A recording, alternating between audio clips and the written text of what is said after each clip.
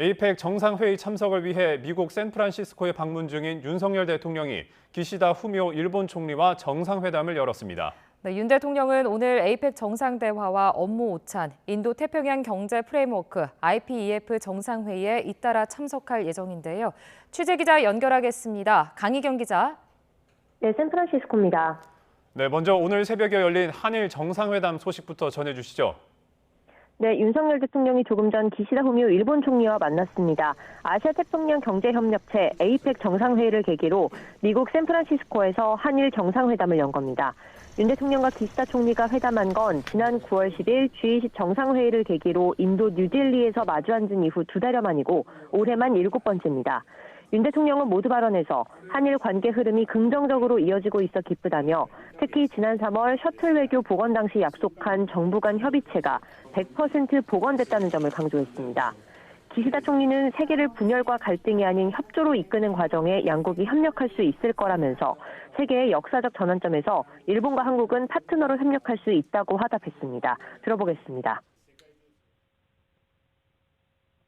지난 3월 방일시 합의한 모든 정부 간 협의체가 이제 100% 복원이 됐습니다. 각 분야에서 양국이 긴밀히 소통할 수 있도록 文化などさまざまな分野で日韓の協力を動かしてきました。この歩みをさらに前に進めたいと思っています。 윤 대통령과 기시다 총리는 내일도 스탠퍼드대를 방문해 좌담회에 함께 참석할 예정인데요. 한일과 한미일의 첨단 기술 분야 협력을 주제로 대화를 나눌 전망입니다. 한미 정상회담은 아직은 별도로 잡히지 않았는데 에이펙 기간 정상 만찬 등의 일정에서 윤 대통령과 조 바이든 미국 대통령의 자연스러운 만남도 이루어질 것으로 보입니다. 가장 관심이 집중되는 부분이죠. 중국 시진핑 국가주석과 한중 정상회담은 막판까지 조율 중인 것으로 알려졌습니다. 어제 미중 정상회담이 진행된 만큼 한중 정상이 지난해 11월 발리 회담에 이어 1년 만에 마주할 수 있을지 주목됩니다. 네, 윤 대통령의 오늘 다른 일정도 짚어주시죠. 네, 한일 정상회담에 앞서서 한페루 정상회담이 열렸습니다.